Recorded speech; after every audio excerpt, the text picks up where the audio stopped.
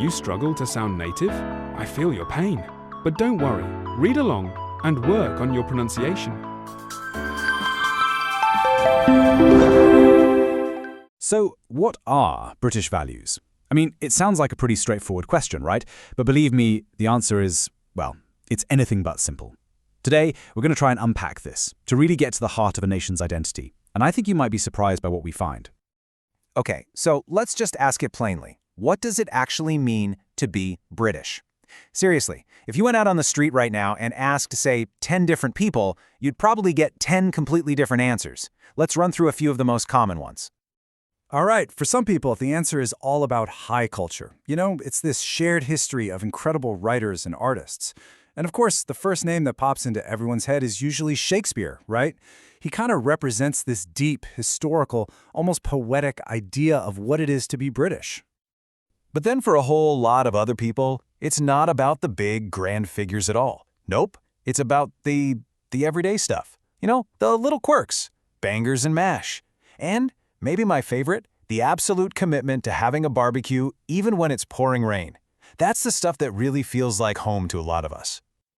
And then you've got this other angle, which is all about the institutions. The idea that being British is tied up in its unique political setup, especially the constitutional monarchy. I mean, it's a system that really, truly sets the UK apart from pretty much everywhere else on the planet. And then there's this other really powerful idea, especially now. For a lot of people, Britishness isn't about looking back at the past. It's defined by the here and now and by the future. It's about multiculturalism, this incredible mix of people, a shared sense of humanity. It's an identity that isn't fixed at all. It's open and it's constantly changing. So yeah, it's complicated, right? There's clearly no single easy answer. But what if I told you there's an official answer? Yeah, you heard that right. The government has actually created a list to define what it means to be British. So, let's look at these 4 official values. We're going to decode the government's own definition of what it means to be British. Okay, first up on the official list, democracy. This one's pretty fundamental. It's the whole idea that the power is with the people. And it's not just about ticking a box in a polling booth every few years. It's about your right to have a say, your freedom to speak your mind, even to stand up and disagree with the people in charge. It's about being part of how the country is run.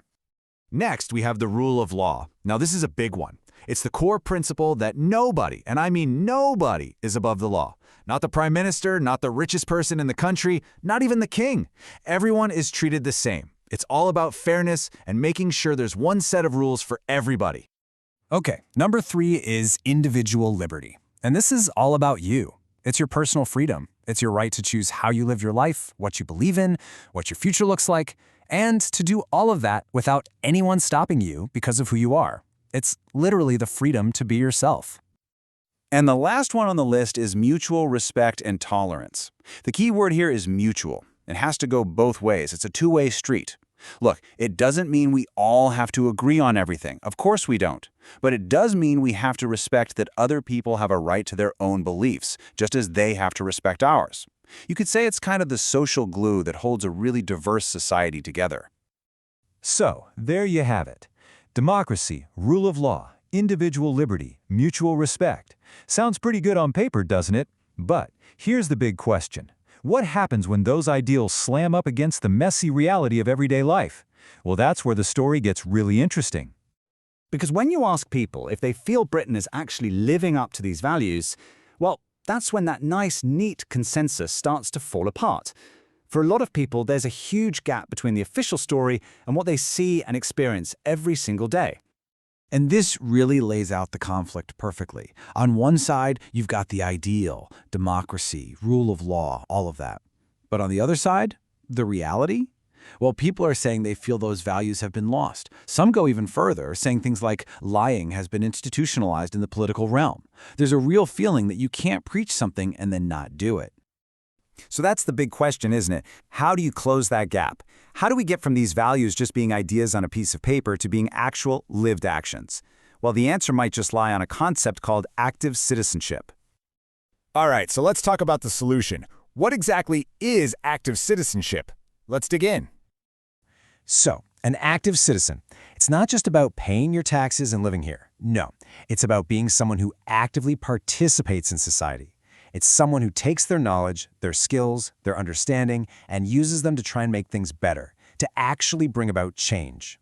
Well done, my dear. Keep working on your pronunciation and practice every day. Shadow reading will help your confidence, and over time, you will sound like a native. If you like this video, write in the comments, subscribe to the channel, give us a like, and share the video with your friends. Thanks for watching. Bye now. @PandaJUK